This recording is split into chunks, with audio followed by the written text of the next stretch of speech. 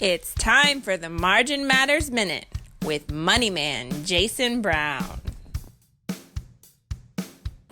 All right, welcome back everybody. Jason Brown with Your Margin Matters. Today we're going to be talking about a very challenging issue that affects all of us when it relates to money, and it's how in the world do we separate needs from wants? And this is actually a topic that I dove into in the book that I wrote, actually, Margin Matters, How to Live on a Simple Budget and Crush Debt Forever, available on Amazon if you'd like to pick it up. And in the book, I actually interviewed individuals on their personal financial stories and journeys and challenges that they've experienced in their lives. And one of the questions that I asked over and over was, how do you separate needs from wants? And one of the people that I interviewed in my book is my mother, who's here with us today, my mom, Belinda Brown. So she's joining us. And Mom, thanks for joining us. And we are going to be talking about needs versus wants. So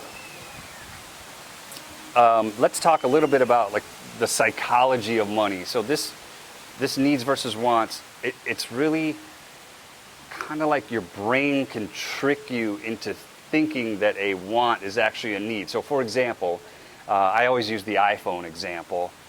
So you have an iPhone, whatever the latest iPhone is, let's say iPhone 10 is the latest iPhone. And you have an iPhone 10, you've paid $1,000 for it, it works perfectly, there's nothing wrong with it. And then the iPhone 11 comes out, and you actually think that you need that phone, but really you want it. But what will happen is your brain will trick you into thinking, oh, well, the new iPhone has all these new features and functions that I don't have now, and I really need to have those functions to function in my life or whatever. So you will trick yourself. So talk about, maybe you have some examples like that you might struggle with, or maybe that you see some friends struggle with. Okay. How do we deal with that? How do you deal with that? Well, a lot of people I know think they like to rent a car because they have to have a new one every couple of years. And I keep telling them that, you just need to buy and order one and pay it off, and then you have no payments every month. So when you say rent, I think you mean a lease. Like people do Yes. these leasing. Yeah, they'll get a lease, like And a it's 1 year or 2 year lease, and then they're trading in. $300 and $400 a month. Right, and they trade it in, they get a new one. Yes. Okay, So I see. I think that's a waste of money because they think they have to have something new all the time. And, well, your needs are your basic coverage over your head, like a roof over your head, take care of your house, pay your bills, medical stuff. Wants are things like I need a new pair of Nike shoes, but you don't really need to get an expensive pair of shoes. You could get a less expensive pair of shoes or shop in a less expensive store. That's what I'm trying to say, is you can find ways to get the things even that you want at a less price if you think about it and shop around. That's right. Some people, like our grandma, she did not have a dishwasher. Forget a garbage disposal. She didn't even know what that was probably. But we think we have to have those things, I guess because it's part of the modern world. So What else? you brought up grandma, Yeah. so that's actually a really good thing. So I think a lot about how my grandparents lived and how they lived a Simple. perfectly normal, happy life without probably 80% of the stuff that we have. Right. So what do you think of grandma? You said she never had a dishwasher. She never had a garbage disposal. But then I think about technology. They never had a smartphone. They never had internet. They never had computers. They never had any of the technology that we have now that we think is so essential to our lives that we cannot live without. Right. They didn't have any of that stuff. Or cable. They never had cable TV. They had a television with an antenna on the roof, and they just got the local channels. And then if it rained or stormed, they got no TV, or they got the snow, or color bars. So they lived without a lot of things that we have now that we think is They so lived with- vital to have. Within their means. And I haven't mentioned social media. Grandpa didn't have Facebook. Grandpa didn't have Twitter. So all these things Probably wasn't there then. that we have that we think is so important to our lives, Grandma and Grandpa didn't have, and they lived a very happy, joyful, Content. fulfilling life. Mm-hmm. So those are some of the things that I always try to tell people, as far as, you know, when you're trying to separate needs from wants, and it is difficult. Yeah. Because there's a lot of psychology that goes into it. So just talk a little bit about, you're talking about cars, so talk Yeah. about, you just got a new car. Yeah, Tell us so- that story. Tell us about your old car. My old car? How long you had that for? I had it for like, I don't know, 17 years or something. Wow. And we just, you know, got it so well. We would get it repaired, or Dad knew how to do certain things. And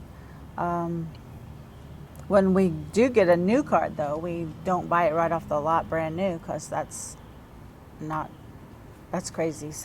So you can get it for a couple of years old, and Okay. it's still like brand new, and a lot less money than buying one right off the lot. And Right. And then we drive it until it's falling apart, Right. and time to get another one. So it'll be, you know, 12 or 15 years. So you don't need to get into those high car payments and stuff like that. Just save, if you can, as much as you can, and pay as much as you can on it. If you can pay cash, that's good. If not, just put a huge down payment on it. And what about, that's really good advice. What about, a lot of people will say, when you're about to make a major purchase, maybe not as big of a car or a house, but, you know, for me, I needed a new appliance, like a new air conditioner refrigerator or or a stove or an air Yeah. conditioner. We're going to be needing that soon. Well, those are more needs than wants. But if you're making a big purchase that might, this is a good one, that might be a want, right? Mm-hmm. So I need that new 80-inch flat screen Oh. curved TV so I can host my Super Bowl party. So that is actually a want. Uh-huh. So Definitely.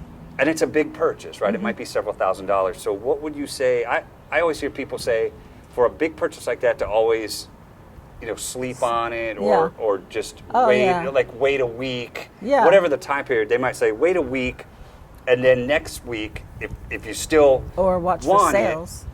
it, then you should actually buy it, right? So if so that way you're trying to prevent an impulse buy. Yes. Yeah, that's the word I'm trying to say. Yes, impulse. You're trying to prevent those impulse buys, and that's what gets people into trouble. So, Impulse buys. do you have any kind of Impulse.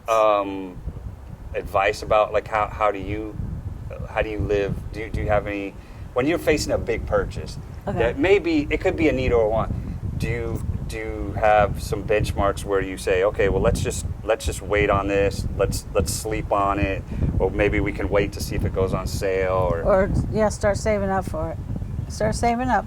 And then, like right now, okay. we know we're gonna, in the next year or two, need a whole new air conditioned heating system. Okay. And so we're preparing for that. We know it's coming, so we're trying to save money for it, and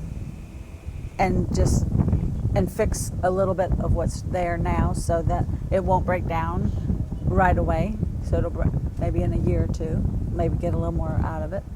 But in the lines at the stores, they have so much stuff when you're checking out that you just have to close your eyes Right, if you don't right. want to do impulse shopping, because you'll just be Yep. grabbing things and throwing them in your buggy, you know?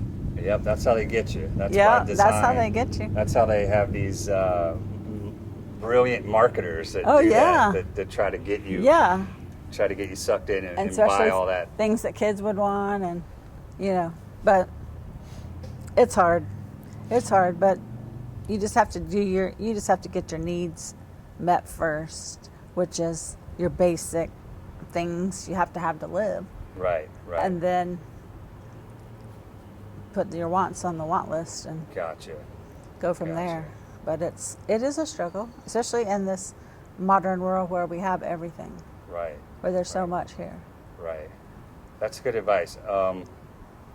Well, hopefully you guys learned something from this video. This is a tough topic for all of us, just trying to differentiate needs from wants.